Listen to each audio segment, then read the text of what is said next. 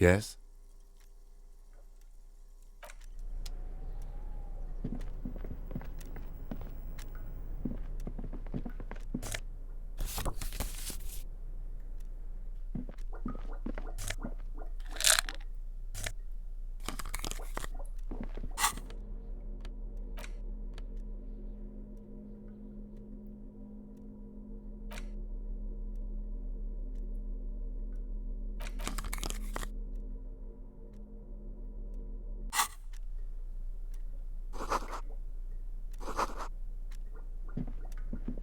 On second glance, someone has forgotten to properly close one of the drawers.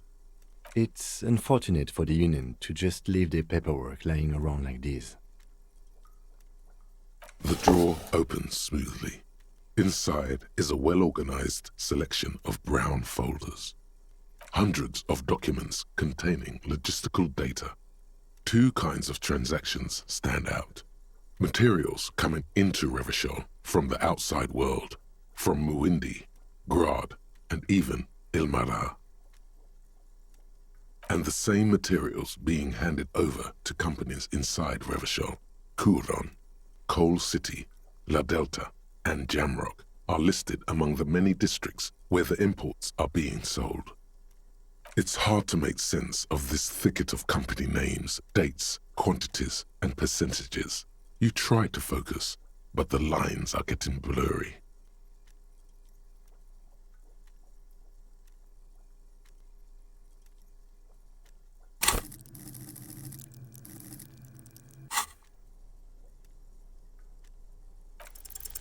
Whatever's hidden here is hidden well. Concentration isn't enough. Only a trained accountant with a background in logistics would be able to really make sense of it. However, there is a little handwritten note stuck on the side of the drawer. It appears to be a to-do list written in large, uneven capital letters. Remember, Leo, Everard's shoes, special whirling borscht, water Everard's plants, sweep office floor, more banners. All items on the list have been crossed out and the note itself is crumpled. Everard Clare, probably. The head of the Debarders Union. One of his aides must have left it. Nothing incriminating here. What is so special about this borscht? Code for drugs? Booze? Blood? The drawer slides shut smoothly.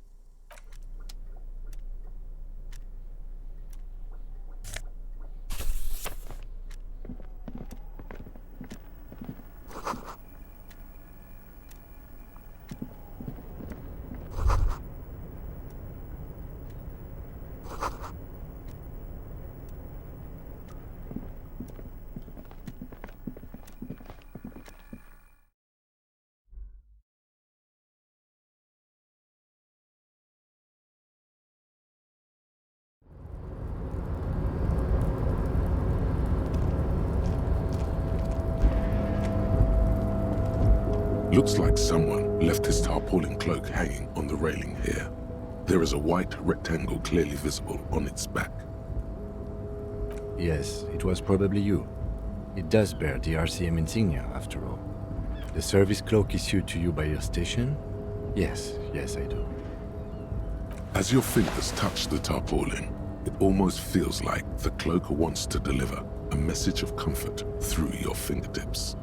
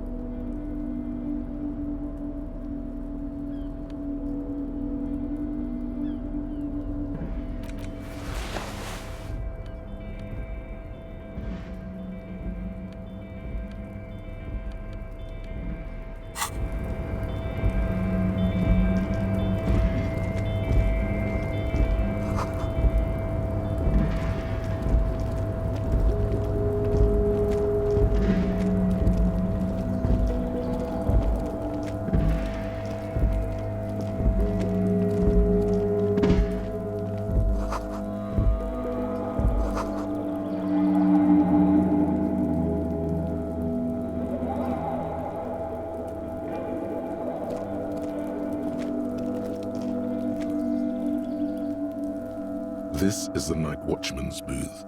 The name on the door reads, René Arnaud. Listen, it's okay to take a few minutes to yourself. Sit down and have a breather. If you must. But please hurry. We are pretty easy to spot up here. Nothing incriminating catches your eye. The cabinets are clean and their sparse contents meticulously organized. There's a framed photograph on the table. Let's get going. The entire neighborhood can see us up here. The chair is not as austere as the rest of the booth. A thin grey pillow is attached to the seat, secured to the stiles by black ribbons.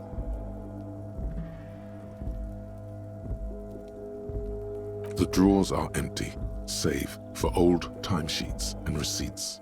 One small box, however, does hold some cheap painkillers. They are slightly out of date. You take the painkillers. They are yours now. Oh boy, where to start? Elevated risk of dementia, mini strokes, prophet's disease, sudden death, hair death, erectile malfunction, critical flatulence, watery blood, black mucus, uncontrollable weeping, increased sensitivity to La Opera, inoperable joint disorder, total spinal collapse. Don't think about that. Quick, think about something else.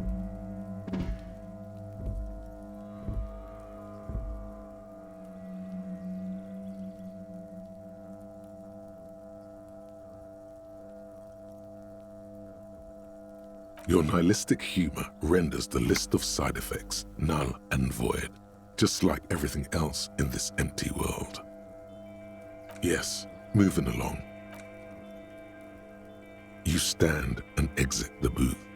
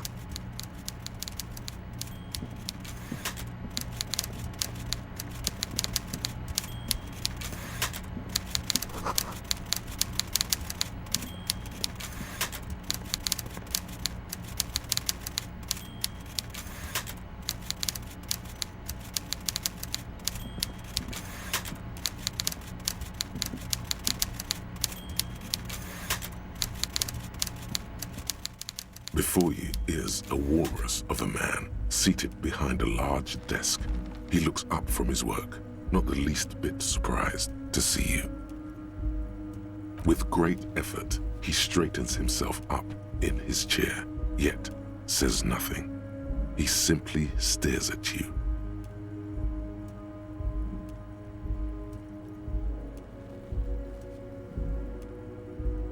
With a mixture of expectation and impatience, well bottled.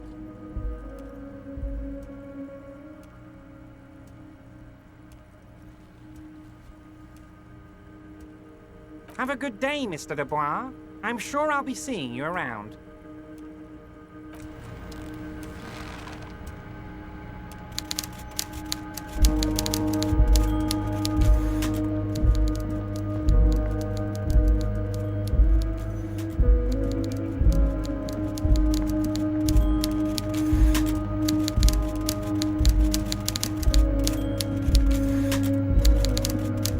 Mr. Dubois, I hope time is on your side this time.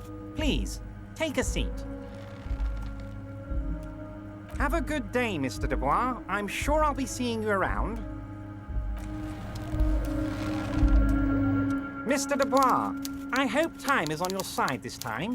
Please, take a seat. Please, Mr. Dubois, let us converse in a civilized manner, as equals. Take a seat. I insist. Very well, Mr. Dubois. I respect a man with strong convictions. I, too, have convictions, one of which is that I will not engage with any man who won't face me at eye level. Should you find yourself more amenable in the future, I'd gladly resume our conversation. But until then, I'm afraid I must ask you to leave. You're no Titan of Elysium, buddy. He's got you in a fork. Sit down or leave.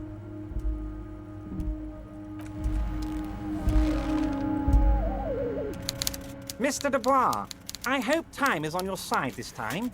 Please, take a seat. Please, Mr. Dubois, let us converse in a civilized manner, as equals. Take a seat. I insist. Have a good day, Mr. Dubois. I'm sure I'll be... Mr. Dubois, I hope time is... Please, Mr. Dubois, let us converse in a civilized manner, as equals. Take a seat. I insist. Excellent, Mr. Dubois. I can see that you're a reasonable man, and reasonable men can be of great use to one another. So tell me, how can the head of the Debarders Union help a representative of the Revachol Citizens Militia today? The chair you're sitting on has got to be the most uncomfortable chair in the world. It's violating your backside. Oh, by the way, I heard you got a rather rude reception from a certain Lawrence Gart. Some people have no manners, it pains me to say. This should take care of that nonsense. It should be sufficient to cover your expenses for a few days and patch over your differences with the cafeteria manager. Go ahead, take it. Wow, that's 25 real. That's good money. You need it.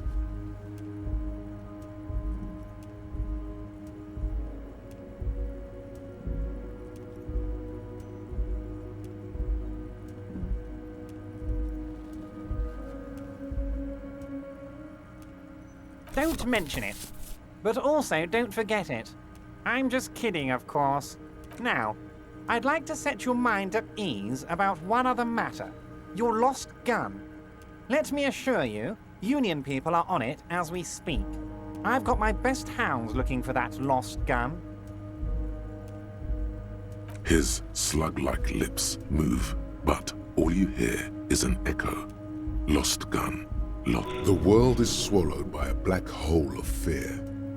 Only two words escape its gravitational pull. Lost and gun.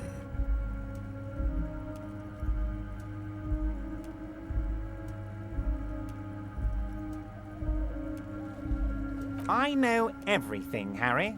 Right now, I know that you're worried. Don't be worried. Everything's going to be all right. It's not like you left it loaded. You didn't lose a loaded gun. Local children aren't out there playing with it right now, pointing it into their own mouths. It's in a safe place. I just know it. I have a feeling everything's going to be all right. It was loaded. There were 2 bullets in it. You always keep at least 2 barrels loaded.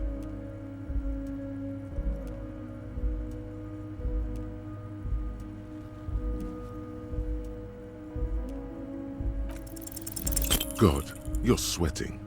Your knee is jerking. You're about to cry, aren't you? You're about to cry because you lost your gun and those children are gonna shoot themselves with it. Mr. Dubois, you don't look so good. What is this, Mr. Dubois? He keeps repeating. What is he trying to pull here? You need to cool the fuck down. Chill. Mr. Dubois! Mr. Dubois! Harry!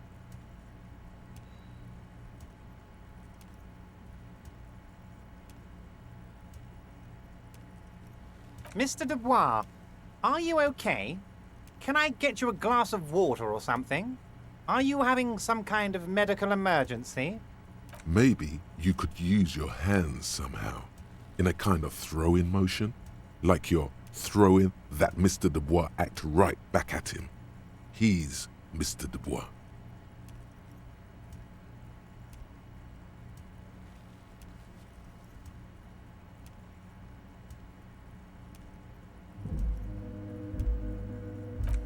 Don't be dramatic. I can see your condition isn't terminal. What an odd demonstration of... you got me, Harry. I don't even know what. As entertaining as it was, I'm afraid we're wasting our time. And I'm an extremely busy man, as I'm sure you are too. Okay, enough. We are here to ask you some questions pertaining to a murder investigation. Quick, here's your window.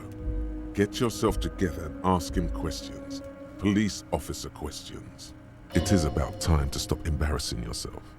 Questions will help you regain some of your lost dignity.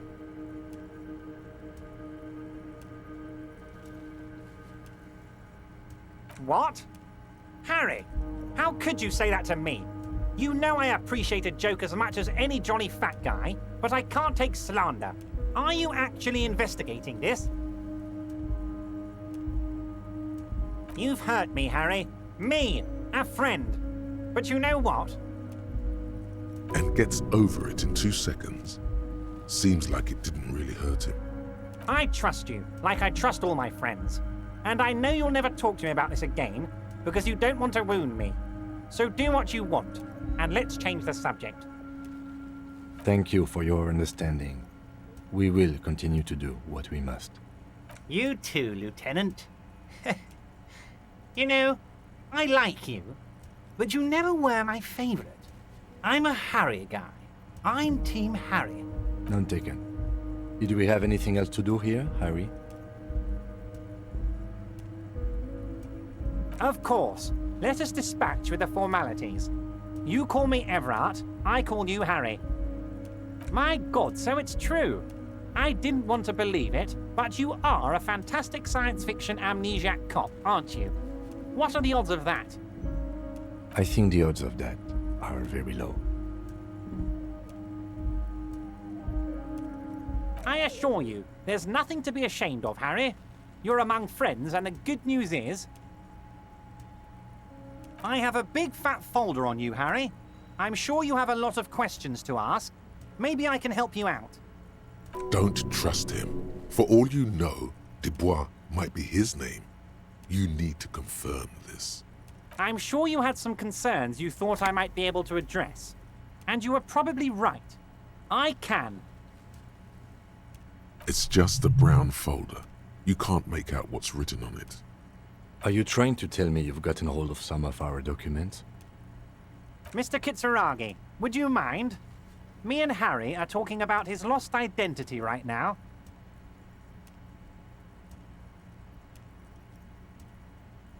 It's Harry. Harry Dubois.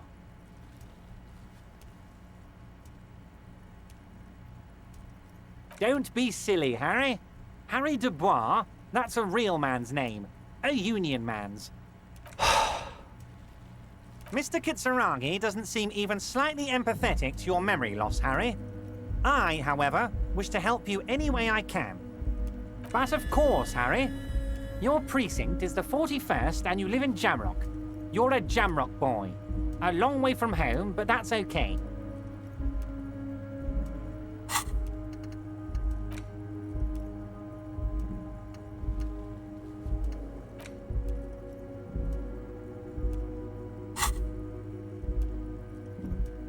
Family? Harry, you're not a family man. There's not one peep of family in here. Unless you think you're a family man. Do you strike yourself as a family man, Harry? Family, Harry, is the most important thing in the world. Harry, you're not simply a cop, you're a star. A bright shining star in the drab law enforcement sky, outshining all other stars. You're a superstar. Of course I do, Harry. and I'm gonna help you shine. I'm gonna put you on all the big stages, your name in giant neon letters. Harry Dubois. He's probably just making a guess based on your recent activity in Martinez. Ah, this? My friends in your organization gave it to me, Harry. I find that very suspicious. May I have a look? I'm afraid this is meant for Union eyes only, Mr. Kitsuragi. I'm sure you understand. Please continue, Harry. As you look at the folder, Everard covers it with his hand and pets it. He's hiding it from you because it's not a real RCM folder. It's just another one of those brown folders you saw in the file cabinet. Okay, Harry, you got me. This is from the Census Bureau, not the RCM. Those Census Bureau people are absolutely corrupt. You should do something about them. He got the name from the Census Bureau, and everything else from your actions here in Martinez. Yes, Mr. Kitsuragi from the Census Bureau. Like I said, now I'm actually a very busy man. So is there anything else I can do for you, Harry? A pity. The mystery of you will have to remain a mystery for the time being. Yes, that's what I said. Try to keep up, okay? Let's move on. Yes, your lost gun. My best men are on it. They're turning every stone, searching every playground, asking kids, grandmas, everyone. Your gun will be found, Harry. Let me assure you of that. It's just a matter of time and effort. The only way to find it seems to be working with him. He might even be holding your gun hostage. Who knows? Only one thing is certain. If you work with him, you're going to get it back. And working with him might be the only way to do it.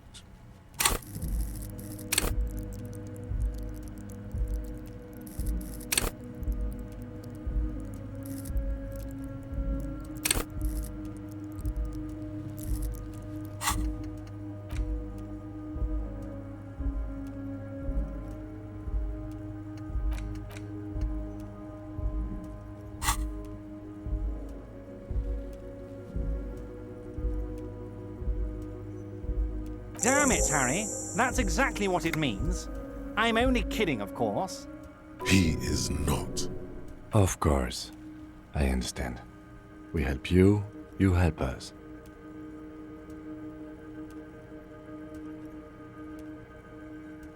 Oh, of course. That's your main thing here. That's why you're in Martinez. I know everything that goes on around here, and I would love to help, like I'm helping you with your lost gun. I mean, it's no secret that the lynching is connected to the strike. So much to talk about. Honestly, it's been weighing on me so heavily. I understand you need to interview me.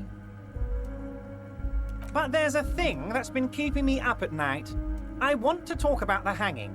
I mean, if we could just calmly talk, exchange information, we could blow this thing wide open. Yes, that sounds good. Let's do that. But I can't think straight with this thing weighing on me.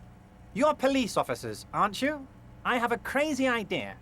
You guys are basically door-opening machines, incredibly talented at opening doors. I'm not sure I understand. If you're asking us to break down someone's door, it's not going to happen. Come now. I just need you to go open a little door for me and leave it unlocked. A simple thing. Absolutely nothing shady about it. Does this jiggling ooze think he's going to use you? He's got another thing coming. Play his game, son, with your eyes peeled. He's going to slip up, and when he does, you're going to come out on top. Harry, I'm a very busy man, and more importantly, I don't have that extraordinary physique you do. You look like you could run around all day. You want to send someone a message that the police are working for you. I repeat, I'm a very, very busy man, Mr. Kitsuragi, and therefore I must occasionally enlist outside help. So what will it be, Harry? Oh, no one's. It's just a weasel. A weasel lives there. Nothing for you to worry about. A loud blabbering weasel. When weasels feel no one is watching, they start acting foolishly. Just go there, unlock the door, and leave it open. It's been such a burden on me, Harry. I just want this to be over so I can discuss business with you.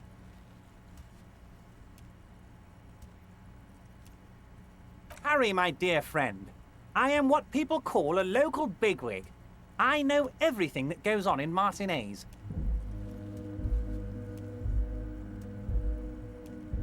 Fantastic, my friend.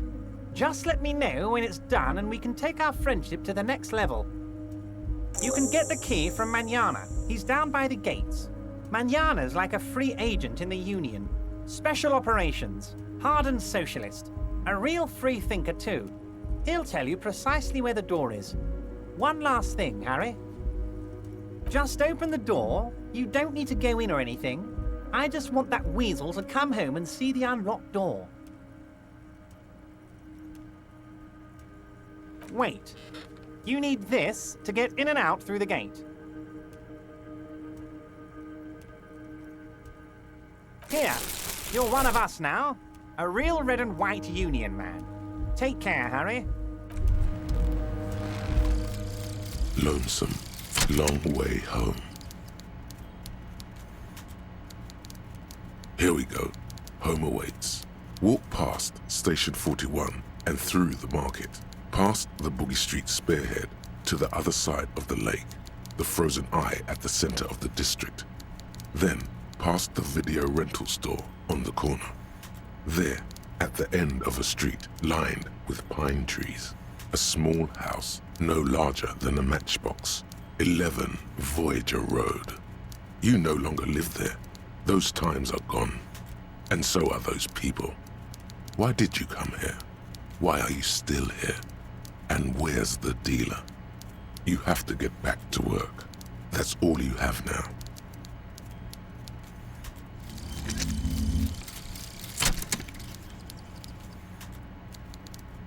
They say the world isn't ready for a rock and roll cop. No one wants their state monopoly on violence to be mixed with celebrity worship. They claim to know it would be dangerous for detectives to rise to the ranks of demigods and have sexual encounters with barely legal cover girls. It would be insane, they say. To all this, you say, fuck off and die, in a cool voice. You people have no idea how good these cops are gonna get. They're gonna crack 20 cases a day. In the future, cops will be like astrophysicists, or prime ministers, or prophets. And you're the first one.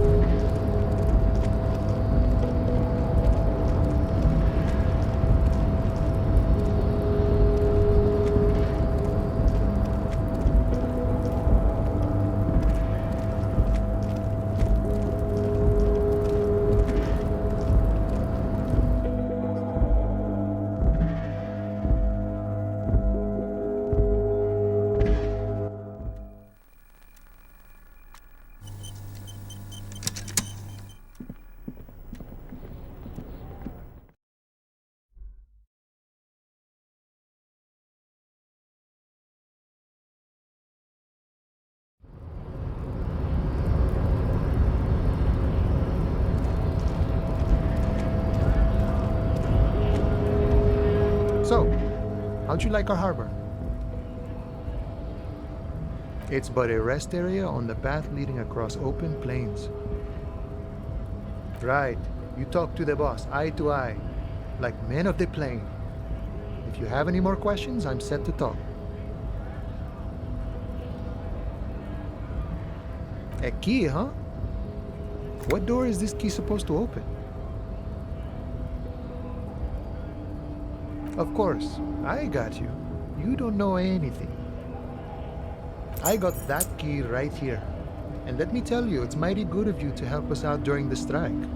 Working class solidarity, as they say.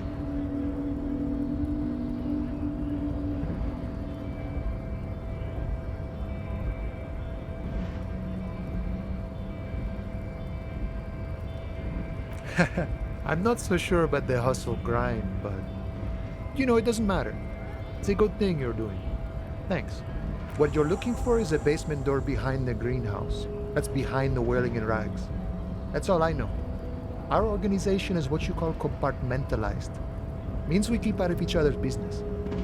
Okay, but where did you get the key from? The janitor gave it to me. Nice fella. We talked about life and things that really, truly matter. None of this mess we're in. This jiving and juggling. What's it for? To feed our children, I guess. I'm more of a philosophical dock worker. I like to talk about the big picture stuff. Who I am, who you are, what we are fighting for.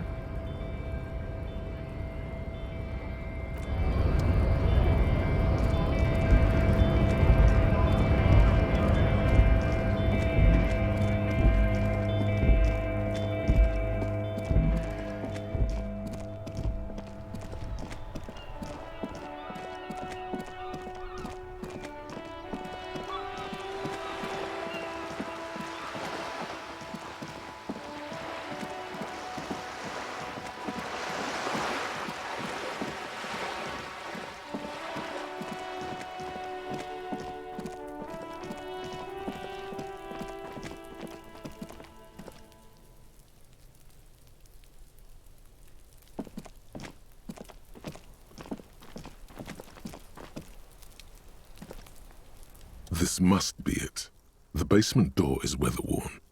The copper nails holding the upholstery in place have turned green from sea air, and there's a knocker shaped like a lion's head. The leather upholstery is worn and rough against your jaw.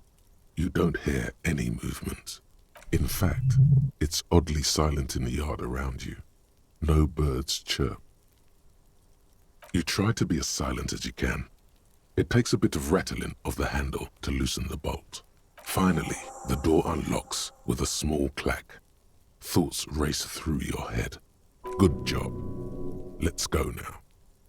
I'm sure there's nothing interesting in there. As you hold the open door, you can feel the air moving. A little draft, a whistle.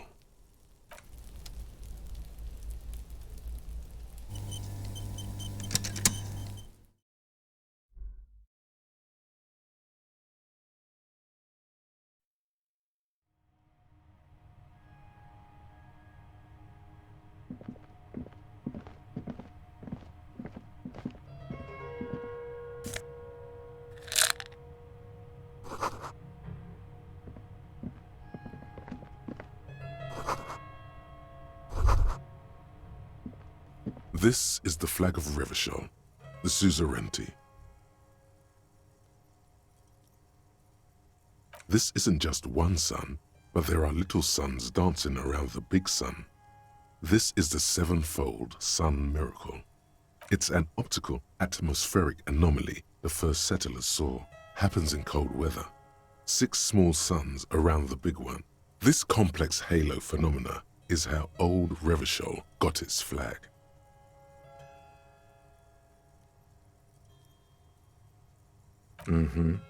The tenant is an old-fashioned guy. The flag doesn't seem to mind.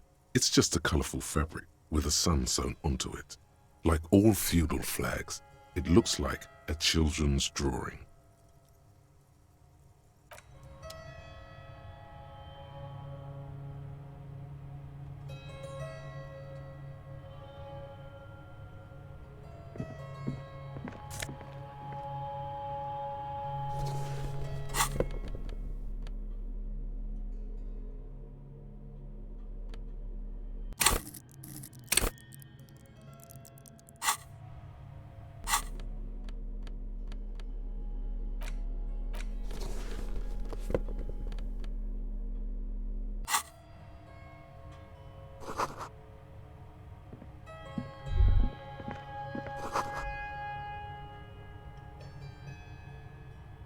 row of mugs sits on the shelf.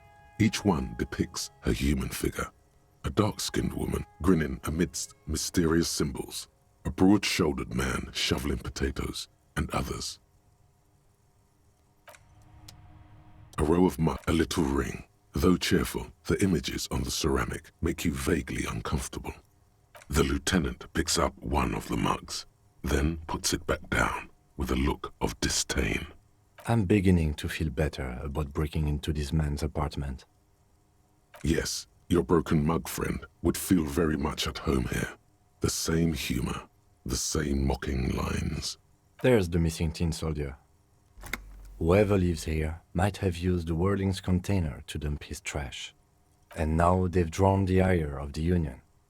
The plot thickens, as they say. An interesting little clue. Let's see where this goes. Clues have a way of magically connecting to other clues down the road. Who knows? I'm not expecting too much from this clothes in the trash lead either way. It might turn out to be some random local matter, but still, a nice coincidence.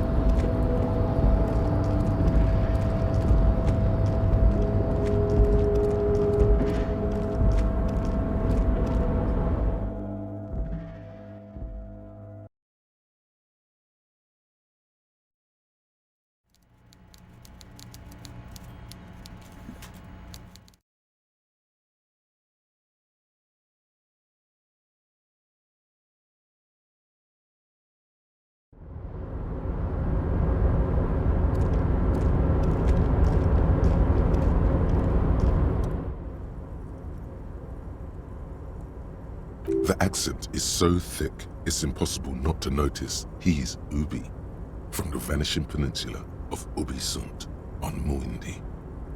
Container, container, used to be Wild Pines. Container, container, now belongs to Everard. Everard, he looks after everyone. Huh?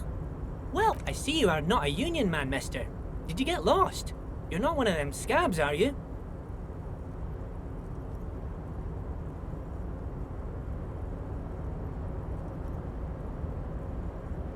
I mean, I don't personally mind.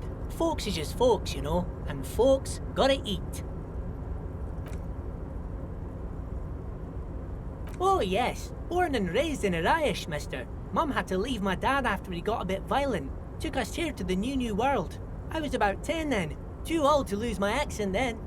People say us Ubis are up to all sorts of trouble with sheep and other animals and whatnot. I just want you to know there was never any of that where I come from. No, sir. Those are just nasty rumors. Thank you for clarifying that, sir. Oh, I'm just making some covers for them containers here. Yes, I am. Yes, I am. So it's easier for the crane operators to spot them.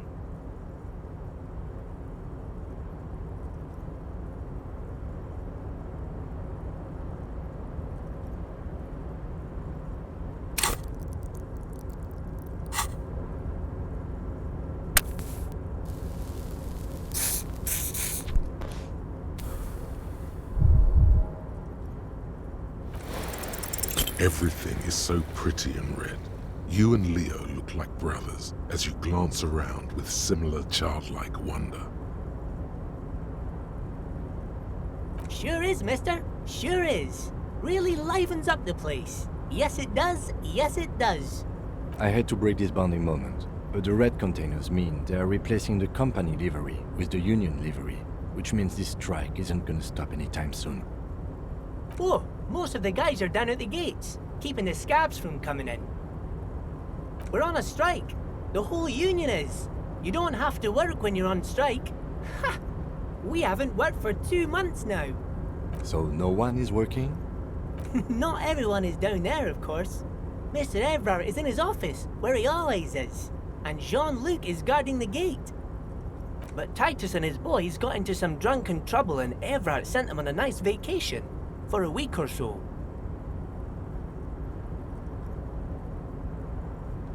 Oh, I'm not really supposed to talk about that. That's union business. Him and his boys stirred up something in town. Probably drank too much and got into a fight or something. I heard Mr. Evrard telling them to take some time off.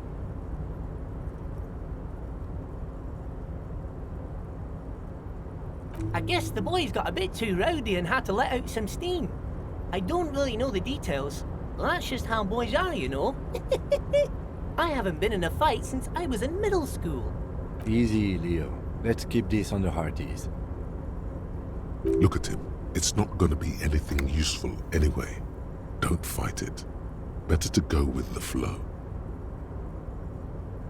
Too late. Leo's mouth is still moving and the words are spewing forth. Words, words, and look. Even more words. This guy could go on till the end of days.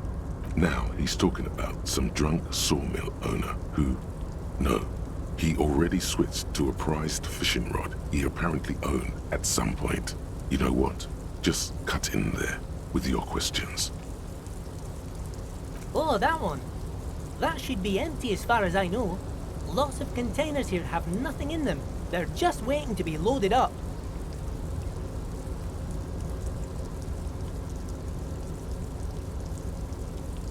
Bye-bye now.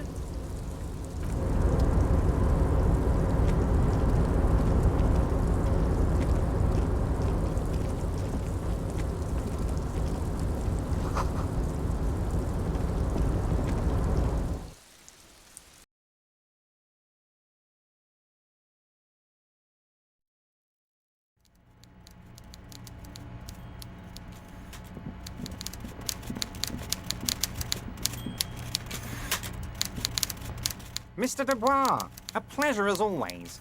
You don't have to sit down this time, since you've already sat on that chair. I'm very glad to hear that, Harry. One question. You didn't actually happen to stumble in and see what's inside the apartment, did you?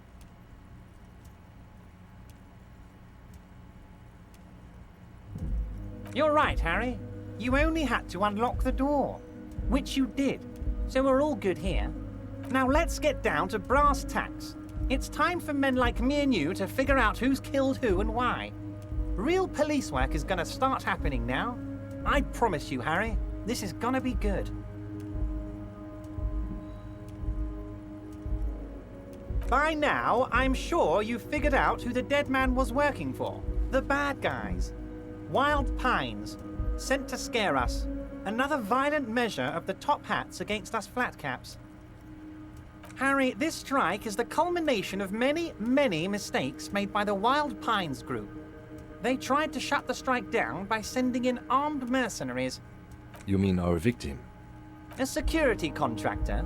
Can you imagine that? Workers standing in peaceful protest, united in the spirit of fellowship, and they send hired killers to mow us down with machine gun fire? He performs a motion as if spraying bullets from a machine gun. I'm talking beasts, hardened killers from proxy wars in Yisut, Semenine, Saramaritsa, you name it, they've done it. Raping, killing, burning villages, killing little children for the Senorita Pineapple Company, Harry.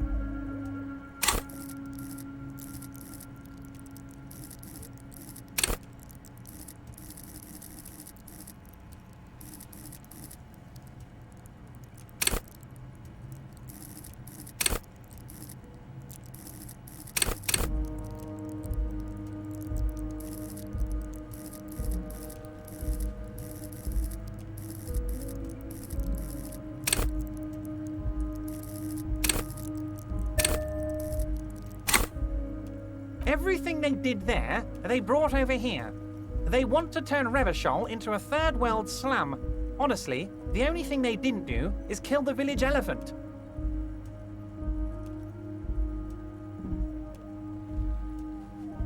Now, I haven't personally witnessed the brutalities out there. I have the luxury of staying in my container, you see. If I need to go somewhere, they just move my container. Yes, I'm an old man, Harry. My legs aren't what they used to be. They lift my office with that big crane. It's actually very fun. You should try it. But enough about me and my fun container. The killers the company hired, I think there were 3 of them, all hardened commando types. One of them got downright suicidal, getting drunk, violent, a little rapey. Even their own negotiator couldn't control him. That's your boy. The one who likes hanging out and trees. By negotiator, you mean Joyce? Harry, what you need to realize is, we dock workers are not pushovers. We got grit, Harry. This whole neighborhood does. Push us hard enough and we push back. And when we do, we push to kill. There's a militant wing inside the Union. A group of people whose duties don't involve manual labor, but peacekeeping in the neighborhood, making sure everything runs smoothly. That sounds a bit like organized crime. They're like you guys. Idealistic people who want to make sure bad things don't happen. And if they already have, well, punishment must follow. Again, that sounds like organized crime. So these idealists killed our victim? One day Titus Hardy, leader of this peacekeeping faction, comes up to me and says, "Boss, socialist democratic fervor drove us to take it upon ourselves to kill this beast that was burdening the land." He probably worded it differently, but that was the idea. Sure sounded to me like they killed him. I gave them 2 weeks paid leave and told them to lay low to avoid retaliation. Aren't you worried we might arrest them for this? Oh, I'm not at all worried about that. These are not the kind of men who get arrested. They're Martinez boys, tough and gritty. I'd like to see the man who takes them in. Besides, I sent my lawyer girl to look after them.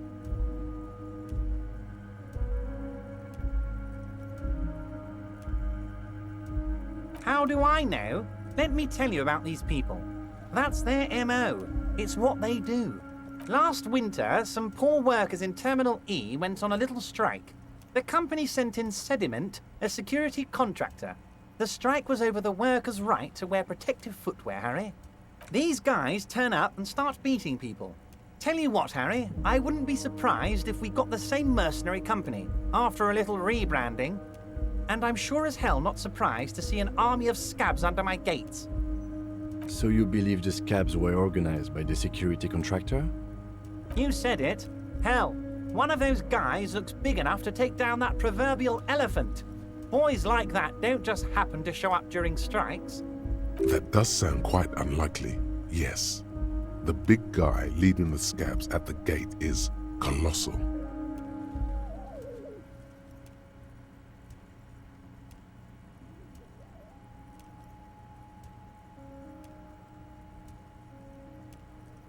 Oh, Liz is a bright one. I paid for that law degree myself, thinking it'll probably turn her all fancy. But hell, Harry, she came back a firebrand socialist. Sometimes she scares me with her zeal. Oh, they are simply fine young men, all 7 of them. Exemplary union members, always working to advance their position in the local socialist democratic movement. Core members. Old Theo used to run them, but things really kicked into gear when Titus took the reins and named the group after himself. Gotta love his initiative. Interesting. Who's second in command? They're almost all of them great guys, born leaders. Whatever happened, I'm sure they only had the best interests of Martinez and Revachol in mind. Work with them. Hell, interview them. But don't fight them. They really are just like you. Men who like beer, women, and some order on the streets. You know what, Harry? I got a feeling they're gonna show up in full force tomorrow. The lieutenant marks something in his notebook.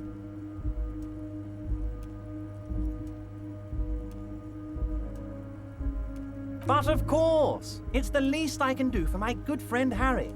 I'll do it right after we've concluded this talk. When you meet this Titus, tell him about this. See what he has to say. Also, Harry, here's 5 real.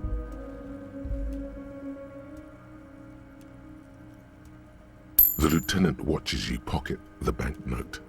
He looks a little puzzled. Good boy, a real team player. Now, do you have any more questions?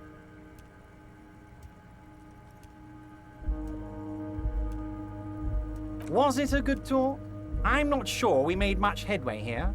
I was hoping we'd bust the case wide open. Heck, I even wanted to tell you what I really want to achieve with the strike. I don't know what happened, Harry. I wanted you to feel like Mr. Martinez. And of course, I also wanted you to find your gun. But it's like I can't completely trust you. Yet. Yes, Harry, it's like I can't fully trust you if you're not a man of the left. I want to, but I just can't. A man of the left, so you have to be a social democrat. He's been hurt too much in the past by men who aren't social democrats.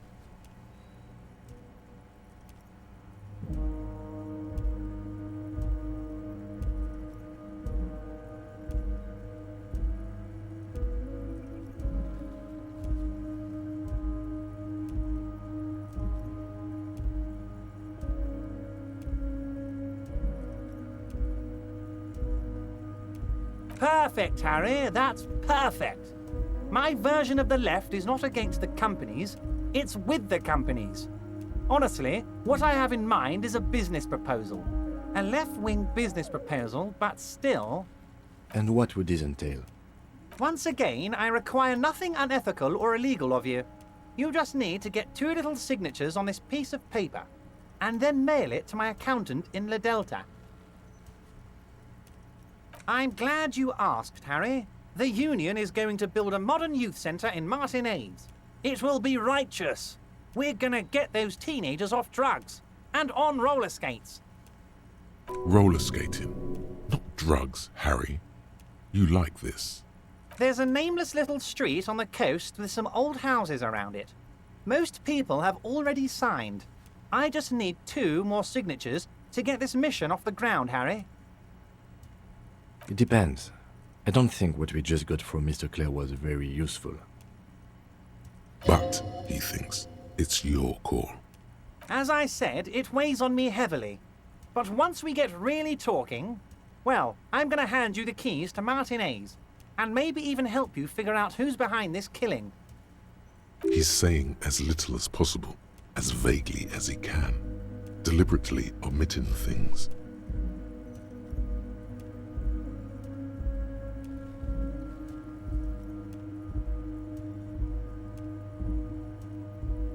You bring joy to my heart, Harry. Such a pleasure to be working with you. Here. You need to get signatures from Isabel Sadie and Lillian Carter. The cul-de-sac is right past the pawn shop and across the canal. I hear there is some trouble with the water lock, but they should fix it by Wednesday morning. Once you have the signatures, mail this to 13022 La Rocca in La Delta. Then I know we can do business together.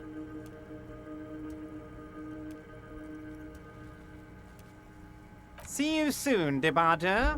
Just kidding, but not too much.